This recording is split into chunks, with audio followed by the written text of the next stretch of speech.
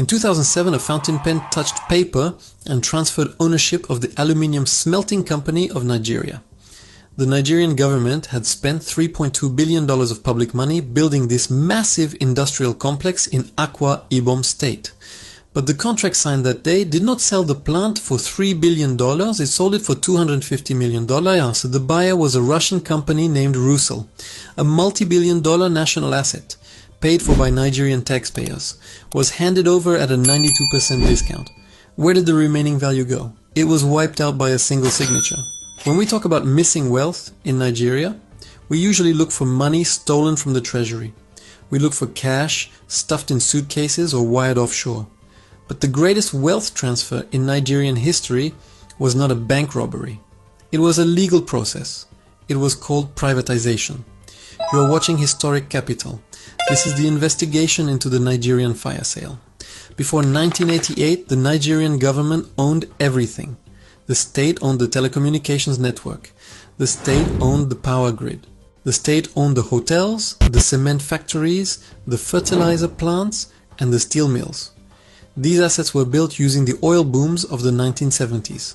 They belonged to the public. But in 1986, the economy crashed. The government adopted the Structural Adjustment Program. The new financial doctrine was simple. The government is a bad businessman. The state must sell its companies to private investors. The process formally started in 1988 under military ruler General Ibrahim Babangida. He signed a decree creating the Technical Committee on Privatization and Commercialization. He appointed a man named Shamsuddin Usman to lead it. Between 1989 and 1993, this committee quietly sold off about 88 government-owned companies. But these were just the appetizers. The real feast happened a decade later.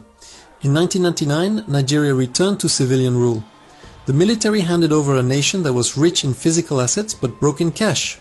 The new president, Olusegun Obasanjo, decided it was time to open the vault. To sell a country legally, you need a law. In 1999, the government passed the Public Enterprises, Privatization and Commercialization Act. This piece of paper accelerated the sale of the nation. It created two powerful institutions. First, it created the National Council on Privatization, NCP. This was the board of directors. They chose which assets to sell and who could buy them. The chairman of this council was the Vice President of Nigeria, Atiku Abubakar. Second, it created the Bureau of Public Enterprises, BPE. This was the execution arm. They prepared the documents, ran the auctions, and handed over the keys. The man appointed to run this agency was Nasir El-Rufai. Together, these offices oversaw the largest transfer of state assets in African history. President Olusegun Obasanjo signed the final approvals. The stated goal was noble. They told the public, "We are moving Nigeria from inefficient state control to efficient private ownership. It will create jobs. It will lower prices." But forensic accounting requires us to ignore the press release and look at the receipt. Let's look at who bought the assets. Let's go to Port Harcourt. The Nigerian government built the Eleme Petrochemicals Company. It was a massive facility designed to process the byproducts of oil refining. It was deliberately allowed to decay. The government stopped funding its maintenance. It was declared unprofitable. Once the value dropped, the Privatization Council stepped in.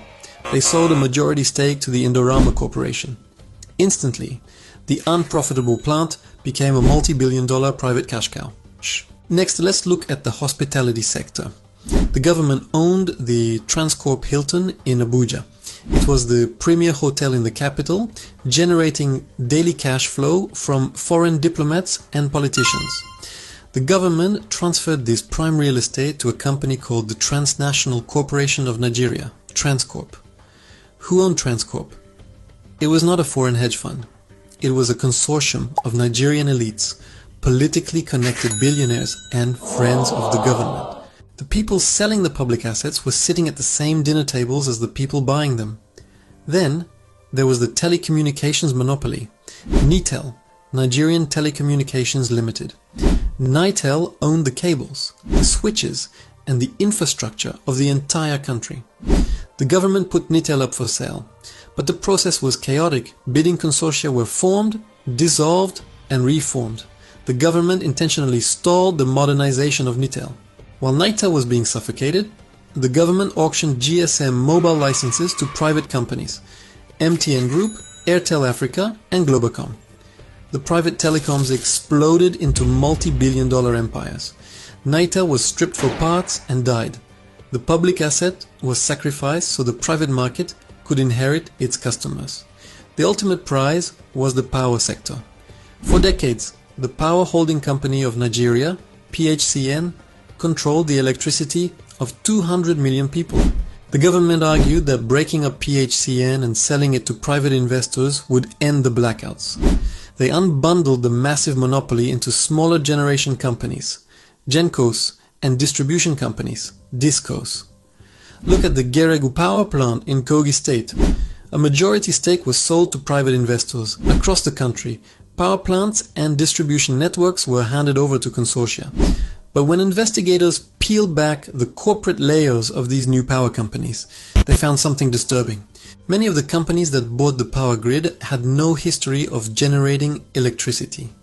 They were shell companies. They were special purpose vehicles controlled by former generals, ex-governors, and political insiders.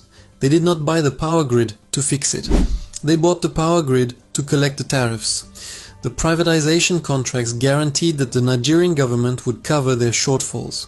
If they failed to supply power, the government paid them a subsidy.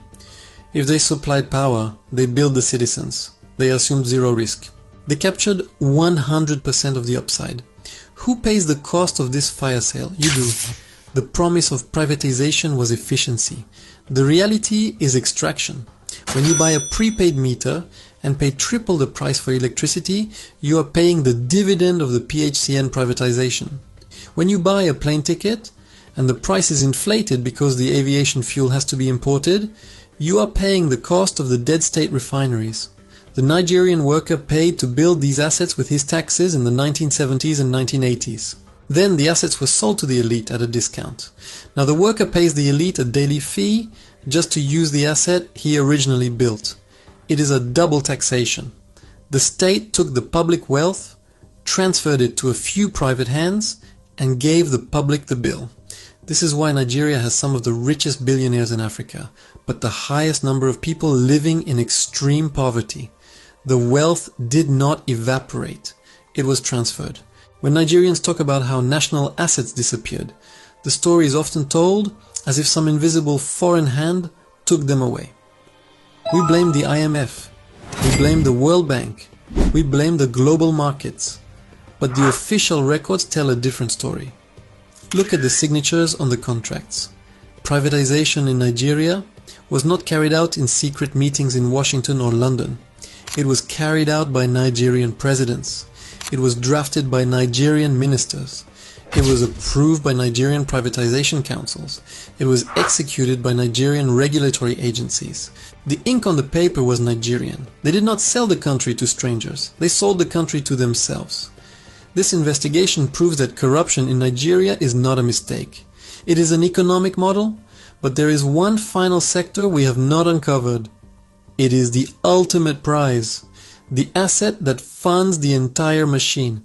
If you want us to open the dossier on the Nigerian National Petroleum Corporation, NNPC, and the oil block allocations, make sure you are subscribed.